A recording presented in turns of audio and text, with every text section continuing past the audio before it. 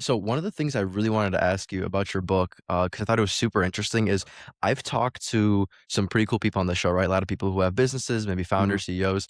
And one of the things in your epilogue, so I'm skipping all the way to the Yep. end. One of the things in your epilogue that I thought was really interesting is you said, don't start with the end in mind. Mhm. Could you talk about that? Well, it's interesting. I hear so many people talk about exit strategies and they see the big dollar signs and I say, stop. There's going to be so many things that happen to you that if you worry about how you're going to sell this thing, you're never going to be successful. And I know the fact that I had to make decisions to get me further in debt that were the right thing to do. But if I was worried about what I was going to sell this for, I probably wouldn't have done it, and I wouldn't have been successful. So I say that if you truly have an idea and a passion, you have to think about what you're trying to achieve rather than how you're trying to sell it.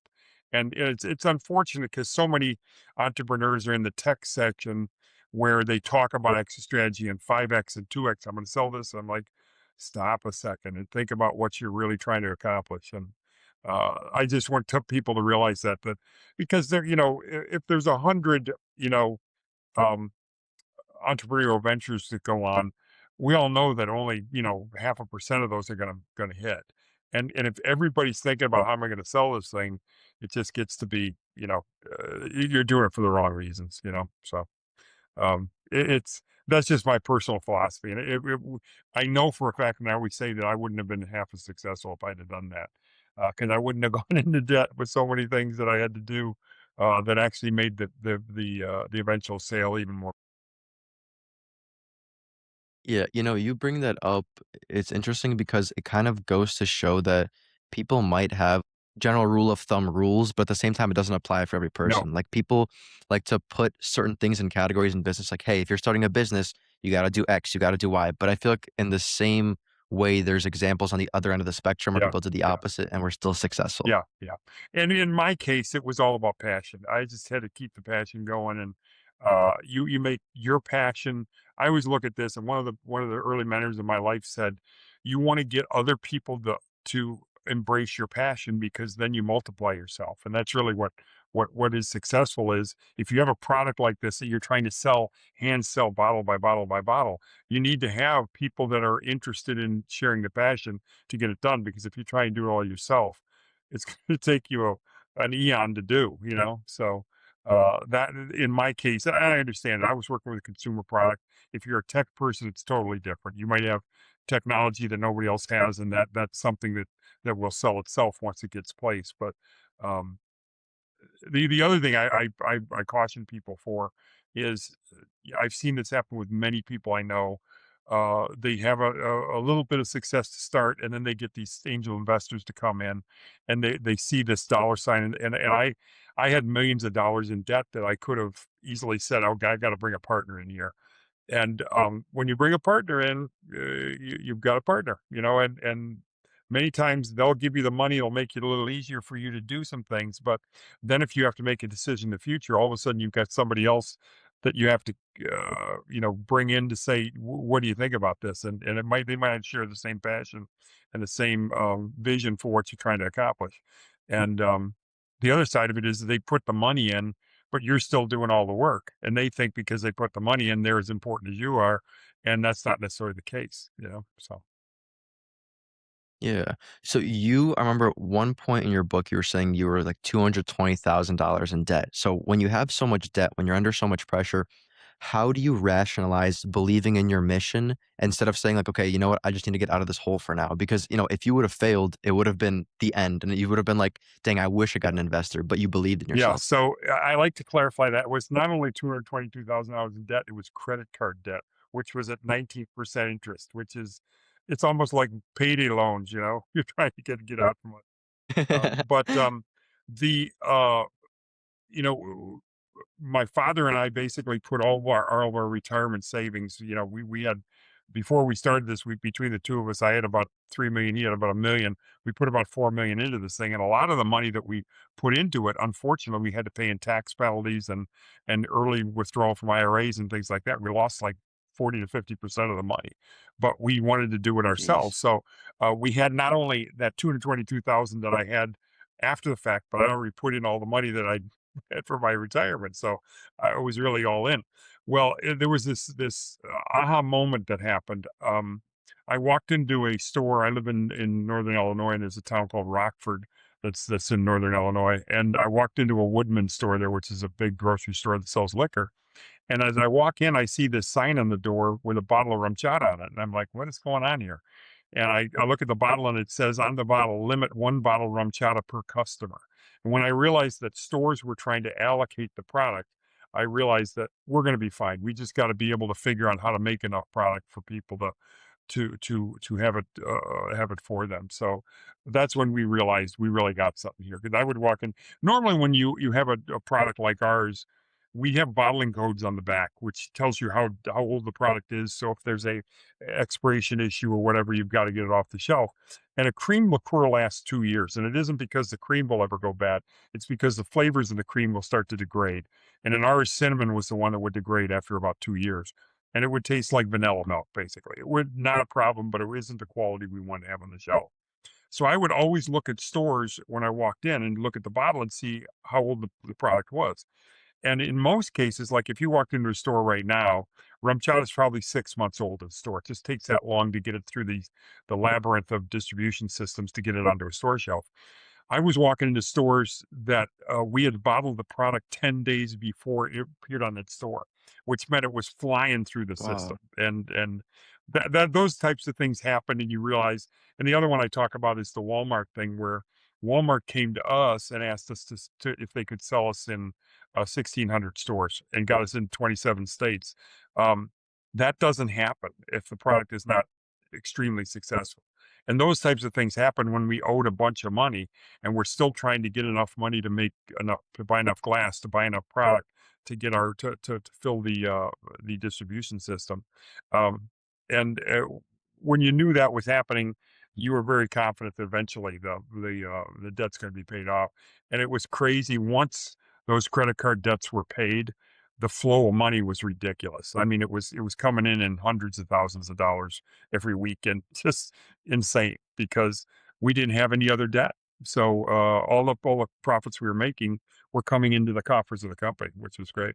So Yeah. So one of the things, kind of going back to the whole credit card debt thing, one of the things I find really interesting is there's two different tales of a story that people will tell. The first one is, hey, listen, my company failed because I over leveraged myself and I couldn't pay it back, right? And then there's your story of you took on that debt, but you ended up making it back. Do you think the difference between those two people is having like some type of proof or confidence that this debt will be paid off? Like when you took on all this debt, were you thinking in the back of your head, okay, like this should be okay? Or was it just like straight up like, Hail Mary, you have to well, I'll do give you this? an example. The interesting thing is part of the learning for RumChata happened with this non-alcoholic horchata I did that I was selling prior to RumChata. And this is an interesting thing that I talk to you. You can't be married so passionate about your product that you're married to it. And what happened with that one was the product was okay. It wasn't as good as RumChata because it wasn't as unique, but it was a non-alcoholic horchata that I was trying to sell to the Hispanic market for like convenience stores and things. And what happened was is Hispanics drink a lot of horchata because it takes the fire out of hot food. And I thought that there would be an opportunity in convenience stores and gas stations where you'd have a lot of Hispanics who go in there and buy their taquitos and hot foods. And this gives them an opportunity to have something. And we were successful. The problem I had was there was no profit in it. The stores wanted to sell it cheap, and to get it into a cold box, you have to pay those cold boxes, those refrigerated boxes. You have to pay what's called a slotting allowance to get in there because that real estate is very important. And I couldn't afford to do it. So the one way to do it is to give them a huge profit margin. So these places were selling it for a buck 49 a bottle and making 65%, which meant that I was having to sell them at like 80 cents a bottle. And I didn't control my production. So even though the product was very, very successful, because I didn't control production, I was losing money on everything I sold. And no matter how popular it got, I was just going to continue to lose money.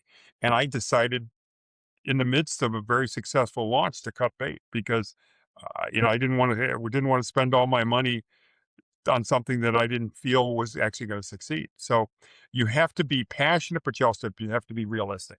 And I was realistic, I think, in my passion with RumChata because the proof was we saw in the marketplace how fast it was selling and how the Facebook posts were ridiculous. I mean, these people that were, it was almost like they were in love with the brand, and that's when you realize you really got something, you know. So and that's how I say in Mm. the book about the gentleman that came in with a $25 million check and passed it across the table to my dad and I. And at first we thought it was 2.5 million, and then we realized it was 25 million. With that, we were able to say no. We know we're worth more than that. We'll take a pass because we didn't want that person as a partner. Um, yeah. But, yeah, I Wow. mean, it's when you look at the long term and, my father had, 50 some odd years of experience before we started this, and I had 30 or some before I started it. We had a lot of experience in the business, so we knew we'd been involved with distributing, products that succeeded and failed, and, we knew what we had, and, that confidence, was good, but it can't be false confidence. It's gotta be based in reality. Um, and unfortunately, I've seen a lot of entrepreneurs that fall on their sword because they have confidence and passion, but they don't realize, you've got to look at everything, and there could be bad news, and you can't filter it to make yourself feel like you're succeeding. You know. Yeah, that's amazing, like, just the idea that you believed in yourself and your company before anything else, and you knew that you were gonna make that money back. I know there was a story of LeBron James that got offered I think it was I could be very wrong, but I think he got offered $100 million right after high school, and he passed up on it because he knew that he was gonna do more, which is amazing. So it reminds me of that. One thing that I thought was super interesting, Tom, that you mentioned is you talked about, your mentor, Jay, that taught you passionate selling, but you also said you don't wanna marry the product, your brand. So at what point does passionate selling become too much to the point where Well, you're that's being when you have to unrealistic? it's a realistic passion in selling. Um, you have to that's the comment about the non-alcoholic horchata, you have to be realistic and say, "Okay," because a lot of times and I've had products all my life there I thought they would be very, very successful, and I always call it you're pushing a peanut uphill with your nose. It's just you struggle and push and push and push, and there comes a time when you realize I'm done. I can't do this anymore. And it's just taking stock and being realistic in what you're doing, what you have. And I've had, one of my sons said when he read the book and read about some of the other things, they didn't realize how many failures I'd had before RumChata. And I said, well, I don't dwell on 'em. I mean, I learned from them, but I'm not going to sit here and go, yeah, I'm not going to be Eeyore from Winnie the Pooh and say, oh my God, the sky is falling. Um, but you have to learn from those because you can go in with and I'm a very positive person anyway. You can go into a very, very positive attitude and delude yourself or go in with a positive attitude that's based in fact and take the opportunities that really are the ones that are going to succeed rather than try and make everything succeed. Uh, and it's a fine line, and mine came about because of the experience I had over time, and what I learned from other people. So Yeah, is the difference between diluting yourself and actually looking for opportunity, like seeing in the actual evidence that something exactly, is or isn't exactly. working? It's making your passion based in reality, and we've all seen they used to call them snake oil salesmen, people on TV or whatever, and they're promoting something, and you realize this is BS. It's you have to have the BS meter going. So. But you can also see if people don't embrace your passions after a while, you got to realize too that maybe I'm the only one that thinks this way. And it's just realizing it is base a reality of watching what's happening with your process of trying to sell your idea. Um, do people really understand it? And, it's really interesting. When I started out, people didn't understand the cream market in the United States and all around the world was basically based on Bailey's. The flavor of Bailey's Irish cream. They dominate. They do 80% of the world's cream business. And it's a flavor it's kind of a chocolatey, malty type flavor. And it's very, very good. Rum chowder was totally different because it was vanilla and cinnamon and um, rum. And the flavor was totally different. It was a little bit lighter. It was a little bit spicier. And so many of these people that we originally talked to, about distributing the product didn't understand. They said, "This is gonna fail because it doesn't taste like Bailey's." And I said, "The world doesn't need another Bailey's." And they didn't get it. And they ordered it. There's a funny story about a distributor in Illinois that their first order was for 25 cases. 25 cases is 130 bottles for the whole state of Illinois. So they bought 130 bottles, and I said, "Boy, I guess you guys don't think this is gonna really succeed too well." And once it started going and everything was good, they came back to me and said, "A lot of these distributors wanna have what they call a contract where they'll do some things for you to help distribute the product, but if it's really, really big and you sell it to somebody and they lose the brand, they wanna get some of the profit." So this distributor came back and said, "I'd like to talk about a contract." And I said that this is when they were buying it in truckloads of 2,100 cases instead of 25. And I said to them, "Well, I got a question to ask you." And they said, "Yeah, what?" I said, "When you bought that first 25 cases, when I asked you to order 100 and you bought 25, were you thinking contract back then?" You know, you guys were confident back then, so why would I give you a piece of the action now? So, but in that case, these people didn't believe in the brand at that time, and you had to show them that it had the opportunity to succeed. And a lot of that is just you got to get out and do the work yourself because if they don't believe it, they're not going to do it. You know, Yeah.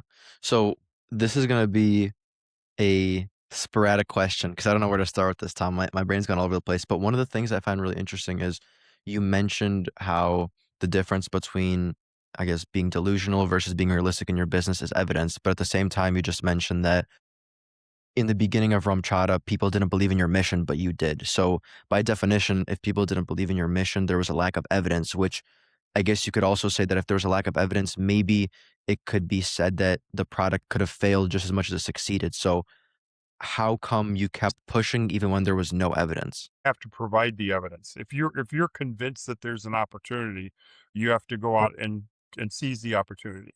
And you might find out there's no opportunity. You might find out that, oh my God, I thought oh, I'll give you an example. Originally, our concept was that RumChata would sell in Mexican restaurants because Italian restaurants have sambuca and limoncello and amaretto that people drink as an very well known. Horchata is very well known in the Hispanic community. It's very tied to Mexican food. We thought this was a slam dunk. And then my wife, who is a great salesperson, and I went out and tried to sell it ourselves to these Mexican restaurants. And they basically said, "No, this isn't authentic. We don't mix horchata with rum. We're not going to promote this." We were floored. We thought, "Oh my God, what's going on?" But what happened was, so then we realized that that opportunity, that chance for success was in our minds wasn't going to work. So that's when we really decided, we have this product that everybody that tastes it says, "Oh my God, is this good?" That's where the belief was. All we got to do is get people to taste it, and if they taste it and they really see how unique and truly good it is, we'll succeed. And that's where we kept pushing it, and that's when I would go into bars to try and just sell it to them as a shot drink. And that's when this one bartender made the comment about a cinnamon toast crunch, and I had not eaten cinnamon toast crunch, so I didn't know. And then we Yeah. decided to really promote it as a cinnamon toast crunch, and that really is what really lit the fuse and took it off across the country because of that. So, but if I'd have sat Yeah. there and said, "Well, gee, it's not going to work because my Mexican restaurant strategy is not valid," I had to shift. Um, but there again, it was the belief and the passion of the product itself was truly unique and was something people would want to drink. Now, I've made other products that I thought were truly unique and people would want to drink, and I can't get arrested selling them. And that just happens. And eventually, you cut bait, saying, "Well, I thought this was going to be something that people would want to drink, but it's not happening." Yeah. I think the real question, Tom, is how did you never try Cinnamon Toast Crunch 'Cause I before was that? I was a cereal guy, but I'm a cereal guy from the '60s, right? So my go-to cereals are Frosted Flakes. They call them Corn Pops, now they used to call them Sugar Pops, Okay, and that makes sense. they call them Honey Smacks. They used to call them Sugar Smacks, but then they took all the sugar out of it, and those were my go-tos, and my kids ate cereal, but they ate what I ate because I didn't buy Cinnamon Toast Crunch, and I saw the brand, I never even thought about it, but then when this bartender says, "This rum chata tastes like the milk in the bowl of Cinnamon Toast Crunch," I'm like, "What?" And then I went out and bought Cinnamon Toast Crunch for the first time in like 2009 and made a bowl of like, oh my God, he's absolutely right. And then it was just the light bulbs went off. Oh, like we could tie into this. And I went on Amazon and bought 2,000 sampler packs of Cinnamon Toast Crunch and went into bars and said, you buy a couple of bottles, I'll give you one of these sampler cups. And you put a little Cinnamon Toast Crunch morsel on a shot glass, and I know enough about the bar business that bartenders are always trying to do something that's unique for their customers because they got people coming in on a regular basis. They're always drinking the same thing. Hey, what's going on, Joe? And hey, you want to try something new? Yeah, everybody wants to try something new. And the word of mouth for something like that, if you do something that's truly unique. And really, when you Yeah. think about it, when you made a shot brand taste like a breakfast cereal, that's truly unique, you know? So once the product got out and people started tasting it that way, then they realized that there were so many different items, or ways they could drink it, and that was the thing that really propelled the brand, forward. But it was just, a passion and belief in the flavor of the brand, the ultimate flavor of what was in the bottle. That's why I could sell against these guys that said there hasn't been a cream that succeeded, because everybody makes their product taste like Bailey's because that's what people want. Well, they don't know what they want. They've never tasted RumChata before. And the credibility that I have now because ever since we came out, uh, hundreds of new cream brands have come out, and it's added about $2 billion in profit to the category with all these creams. It used to be that every bottle looked like a Bailey's bottle. It was dark. It was an Irish cream or a knockoff of that. And now you go into a market, a liquor store now, and you see in the cream category, there's all these colorful bottles there. There's flavors like banana cream pie and chocolate mint and all these different things. And it was all started by the fire that RumChata started, which is I really get a kick out of when I walk into a store.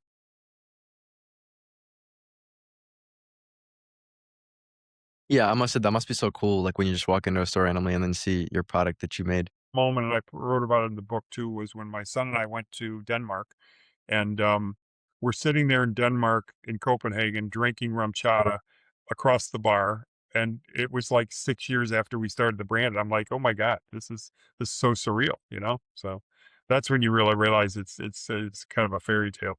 Yeah, yeah. So one thing you said, I wanna kinda bring it back to, I thought was interesting, is after I asked the question of, you know, how do you root the evidence? Like, how do you know if you're being delusional or not? I like that you mentioned the idea that sometimes you have to test the evidence yourself, and it might not be originally what you thought it was, but you can tell if it's going to succeed or not. So you mentioned how, you were originally selling to Mexican restaurants, and you had this idea for this amazing, rum and horchata like combination, right? But you realized very quickly that that's not what the Mexican restaurants wanted. However, people still liked it. So you pivoted a little bit. And I think that's something that I hear very often with brands is their first idea isn't the one that hits, but they maybe pivot and shift a little bit to go to a different direction while having the same roots of their product, and they end up going exponential. So I just thought that was pretty interesting. People that I've met over the years because of the success of RumChata that are entrepreneurs and they're trying to figure out how to make their product successful. And the one thing I say to them is you're out there selling the product. What are you hearing people tell you? And that's the realism. You have to listen to what people tell you. If I listen to the people in the Mexican restaurants and they say they don't want RumChata because it's not authentic, I have to appreciate their opinion because they are the consumer, they are the buyer. If I was bullheaded and said, "No, that's not right. This is perfect for your restaurant." And I've seen people do that, and I think, "You don't get it." I mean, you gotta make your brand succeed by fitting into the needs of the consumer, and the consumer in this instance would be a Mexican restaurant. And when you realize that it's not gonna fit into the needs that they have, that's when you have to adjust, and that's I've it's unfortunate. I've seen people fail because they just keep beating their head against the wall with the idea they think is the right idea, and it's not going to work. And I've had it myself. I've had brands that I've worked on that I've thought this is going to be really successful, and it doesn't work. It doesn't fit, and I've beaten my head against the wall probably longer than I should have, but I've learned from that. And you either try to do something different or um, you cut bait on it. Yeah, Tom, at what point do you have enough evidence for what you're doing works or doesn't? Because if you went up to 2 Mexican restaurants and they said, you know, they said, "Okay, listen, we don't sell this at restaurants. We're not a fan." I think that that might not be enough like, reps for you to say, "Okay, this isn't gonna work," but if you went up So to so 10,000 it's restaurants, like, that's interesting way too many. because my wife and I were both selling it in different places and we were hearing the same thing, that's when we realized this must be real. This is, and it was basically the course of over 2 weeks, for example. We went out and we were just cold call Mexican restaurants. And we'd go in and say, yeah, they liked the product, they tasted, oh yeah, this is good. But then they told her the same thing they told me, and I might have been in Wisconsin, she might have been in Illinois. That's when we realized this isn't just one or two people's opinion. This is kind of widespread. These people want to promote an authentic Mexican experience, and that RumChata is not going to fit into what they think is authentic, and that's very interesting. So um, I mean, to this day, the brand's been out for 15 years. The Mexican restaurants still have not picked it up as a something they would want, even as popular as it is. And we sell in Mexico. RumChata sells, not as well as Bailey's down there, but it does very well in Mexico. People really like the flavor. Um, but it is basically thought of as an import, not a truly Mexican Hispanic item. Yeah, one of the things that I think I heard you repeat the most in your book is the idea of the illusion of discovery. Could you talk about that? I thought that was very interesting. I worked for Jack Daniels. That's what they used back in the 60s and 70s to really develop their brand. And the idea is you can do two ways. You can advertise two different ways. You can beat people over the head with a message, just keep saying it, put it on TV, bang it, bang it, bang it. Or you can feed people little tidbits of information and let them decide for themselves. And the illusion of discovery is you've given them the illusion that they discovered your brand. And that's it worked for RumChata because we really used Facebook to get the product going in the beginning. And people thought they discovered the brand on Facebook from their friends because of the way we presented it. Once we got the well, first of all, they discovered it in a bar with a cinnamon toast crotch one way. But when it got on Facebook, we found out that these suburban women, and I'm talking these probably people from 30 to 45 years old, they started sharing recipes that they were making. They loved RumChata. A lot of these women they would have like a glass of wine at night to relax with, and they'd replace it with RumChata. Well, once they drank the RumChata, they go, "Oh my God, this would be good to make cinnamon rolls out. This would be good to make French toast out of. This would be this or that." Then we saw that they liked to share the recipes, so we just put more recipes out there and shared them with them, and it created this illusion that they were the ones that knew about these recipes because they found it by themselves. They found the information themselves, and it was a way that we Mm, could use the internet and RumChat or social media to really get that message across. Um, and I'm a firm believer that illusion of discovery still has a place for a lot of brands, even in the category the market and the concept of what we live in now with all this media and social media and so on and so forth. You can still, if you give a soft message that isn't beating people over the head with it and they discover it and it means something to them. The other part of illusion of discovery is the information you give them has to be relevant to them. So it isn't like you can just parcel out these pieces of information. If we didn't know that the RumChata consumer loved recipes, we just beat up recipes and just pounded recipes, it wouldn't have worked. But the fact that they really wanted new ideas on how to use RumChata, that's when we realized that we could use social media and Facebook specifically because Instagram wasn't around at that point. It probably would be done on Instagram now, but Facebook was a perfect launchpad for illusion discovery's dad. Yeah. yeah. So for the entrepreneur, right, that's listening to this right now, what are some ways that they can leverage the illusion of discovery? Like, let's say somebody has like a supplement brand, for example, right? Just randomly. What are some things off the top of your head that might be able to help them? They've got to listen to consumers, and we were able to listen to consumers with Facebook because we it was a wonderful thing for a marketing guy like me to be able to kind of hover over Facebook and see what these people were saying about the brand, because then you realize what's important to them. And the first thing about it is you've got to figure out what in your brand would make it important to a consumer. And is it something you can propagate by seeding some more information out there that is around this concept that makes it important to them? Um, and it's not going to work for everything. I mean, in the Jack Daniel's case, people were looking for. It was interesting. There's all these different thoughts about what whiskeys are and so on and so forth. What they provide as far as filling the needs of the consumer.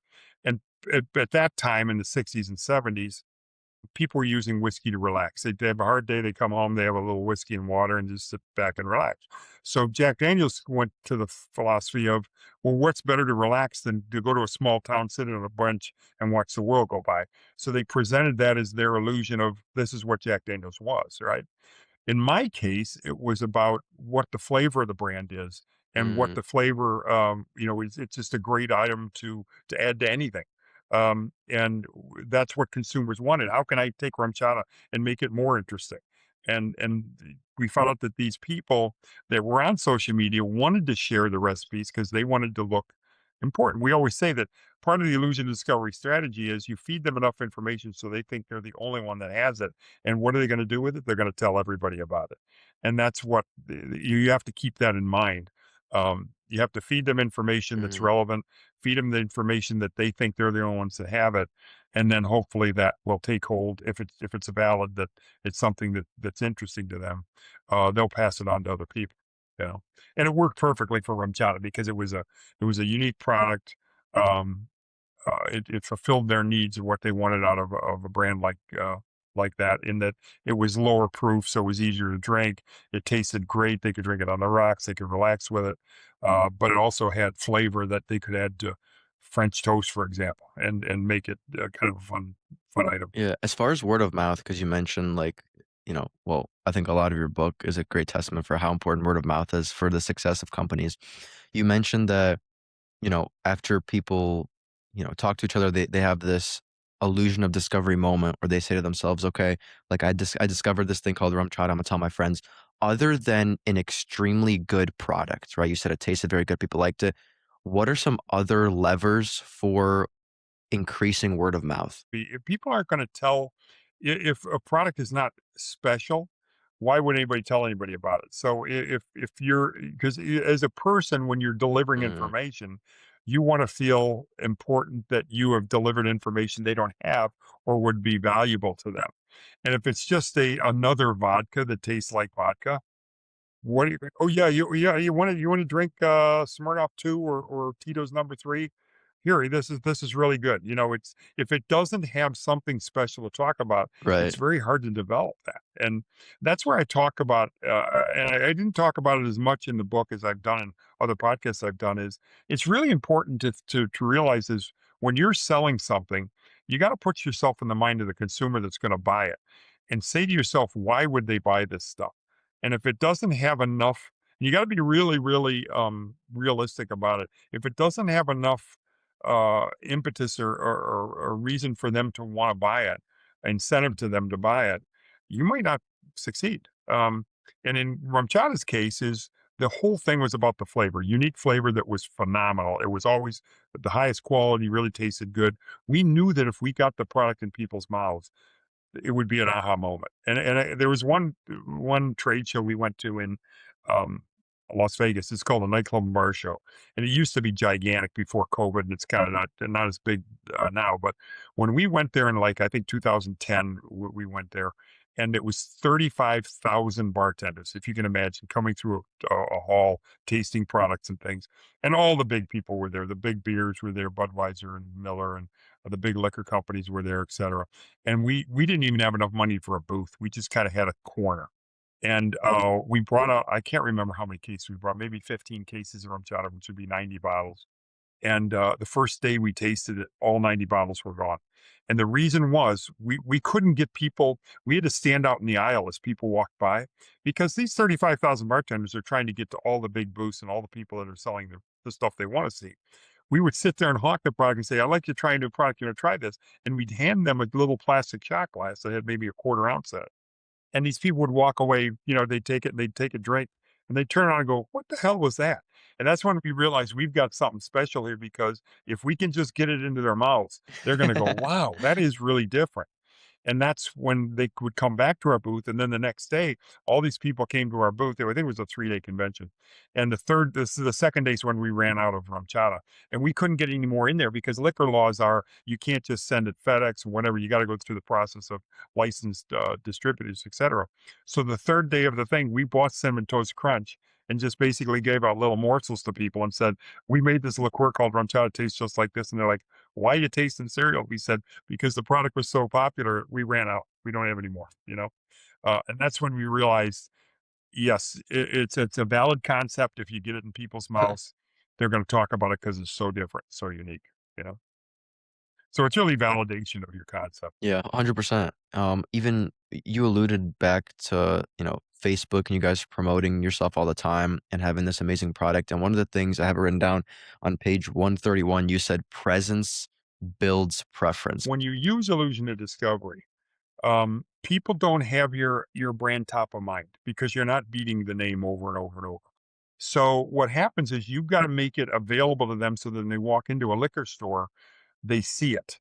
And that seeing it in a liquor store or in a bar is called presence. When you walk in, if you're one of 52 bottles on a back bar, it's going to be hard for a consumer to really remember it because if they don't see your bottle, they don't remember it. So we used to tell our distributors, first of all, on the shelf, it was really good because RumChata came in a white bottle, and Bailey's and all those other creams were in a dark bottle. So when you put it on the shelf and you got, we call them facings, when you get two or three or four bottle facings, it became like this beacon on the cream shelf of this white bottle coming out of the shelf, and that really, really worked well.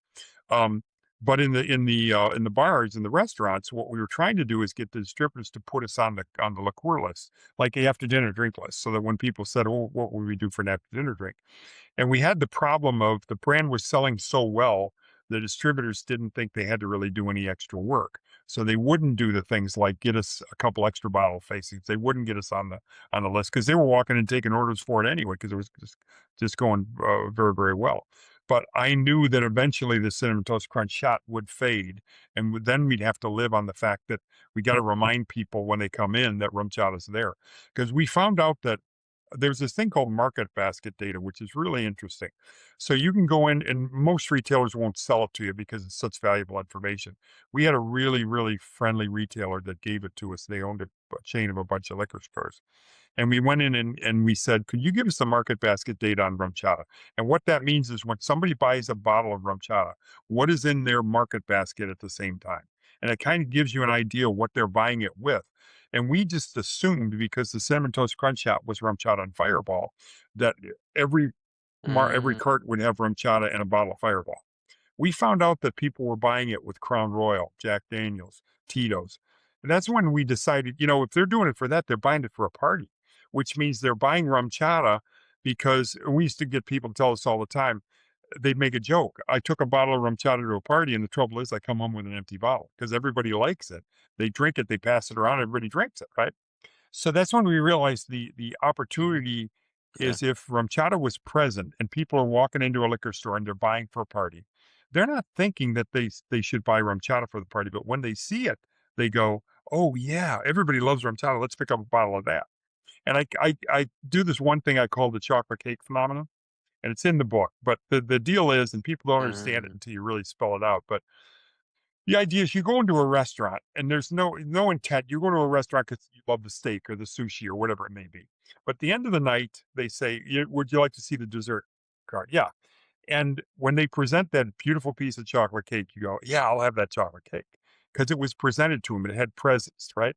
So if at the end of the night people see on the after dinner drink list that RumChata's on there, they go, "Oh yeah, let's have a shot of RumChata. Let's have some RumChata in our coffee."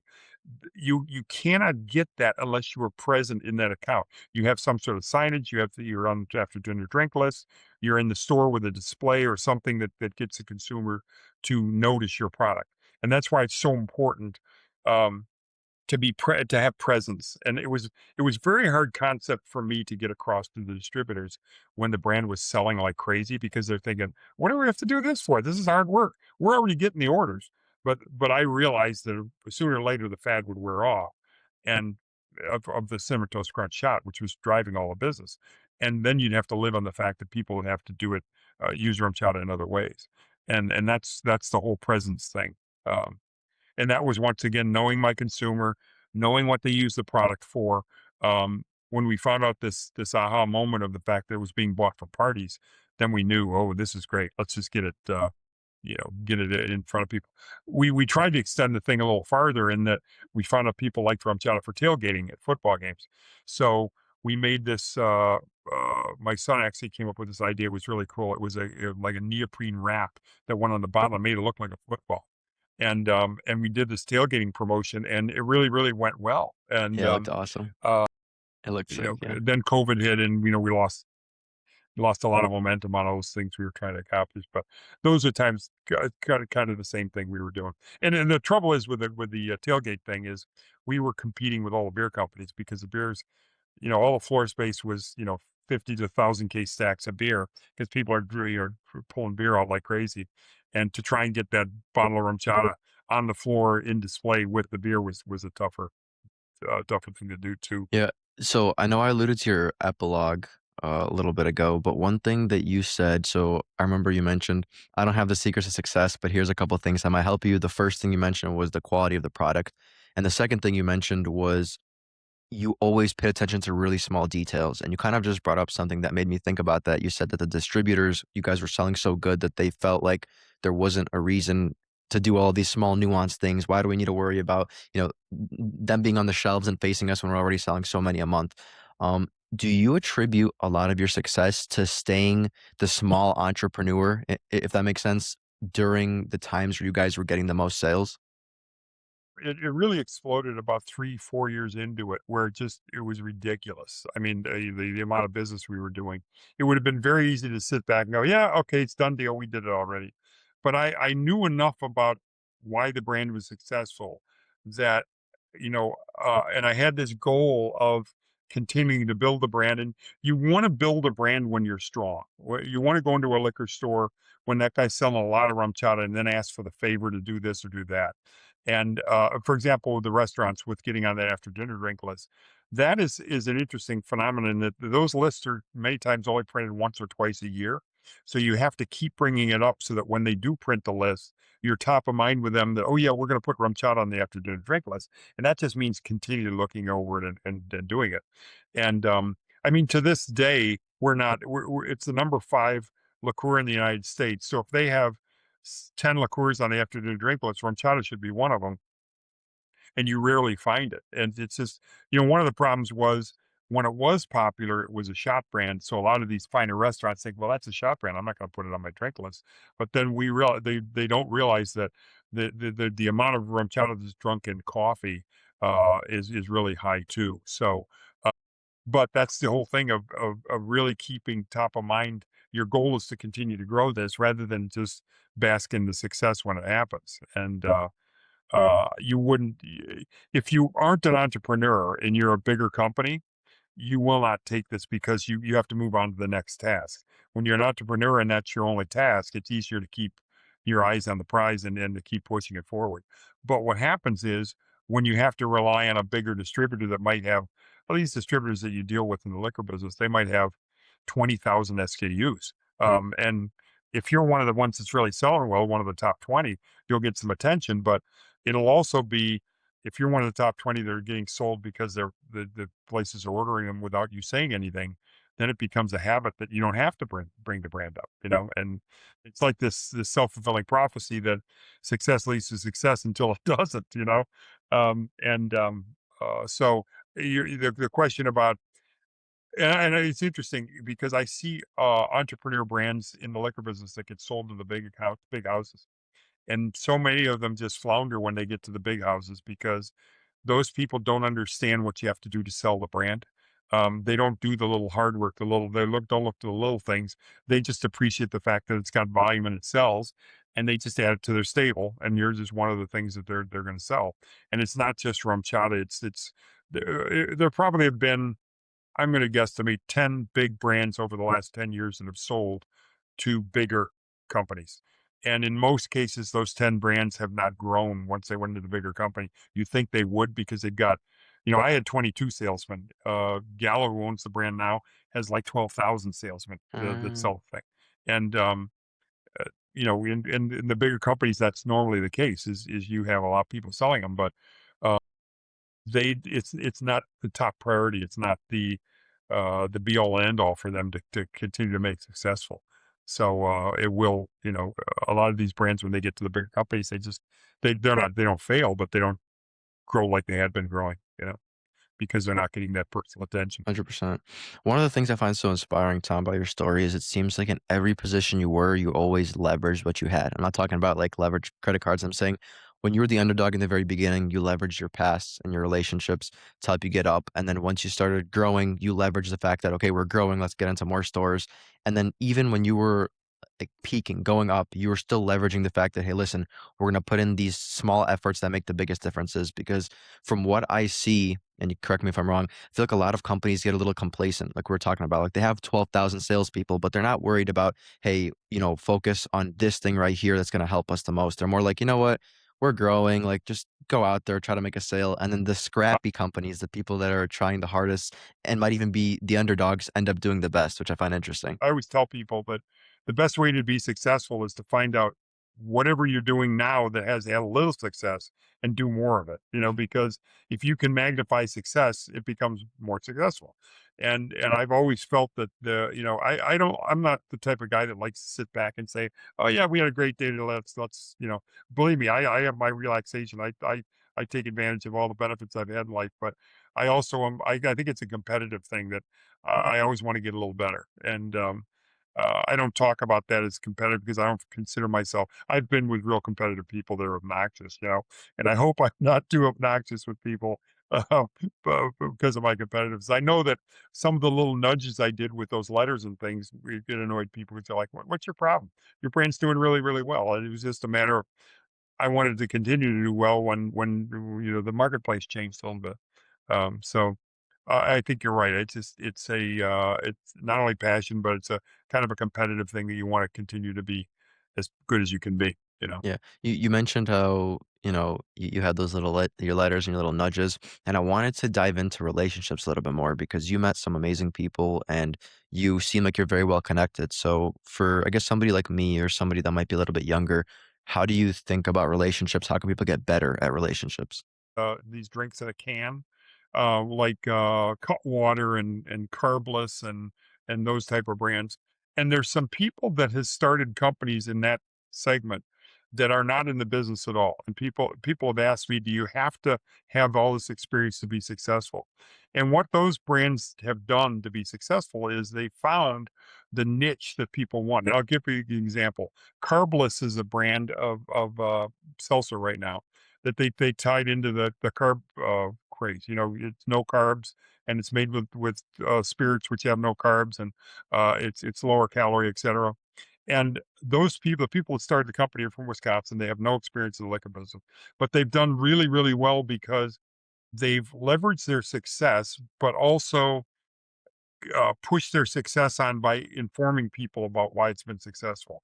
So they haven't they've leveraged and made a network of success by leveraging what they're doing that has been successful and communicating it to the next group of people so that they can be successful with their product.